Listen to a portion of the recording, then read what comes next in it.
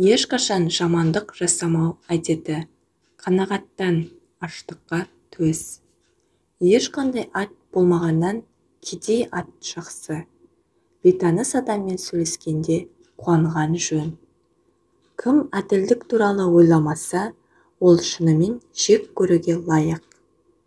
Құдайдың баталарын жоғары қабылдау ақыл сипатталады, тілі таза.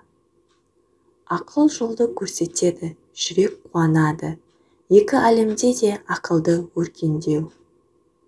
Бәрінің ақыл есі кем, қуанышқа жете алмайтын уақыт. Егер ақыл бақыттай алмаса, оның істегенінің бәрі жүрекке ауыр тиеді.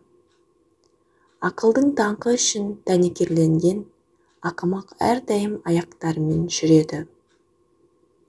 Ақыл тілдің көзі, егер түсінсең, егер сіз жаман әлемде соқыр болсаңыз.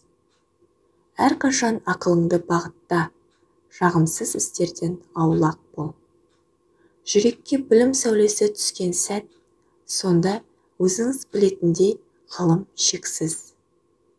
Әлемде жұмыс жоқ оқиға. Кішкентайдың білгенін күту, күн аяқталды, егер ол оны бағаласа жаман.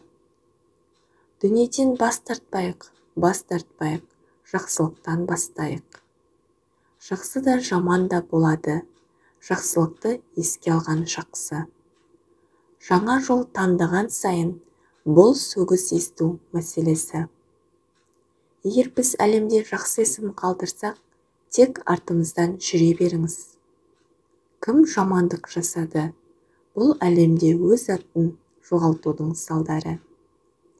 Не ексең, соны орасың.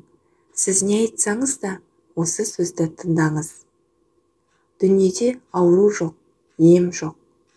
Дүниеде даналыққа толы бізді білмейтін тағдыр қандай. Тағдыр жамандықты көргенде, сабақ алыңыз, одан да жарқырай берсін.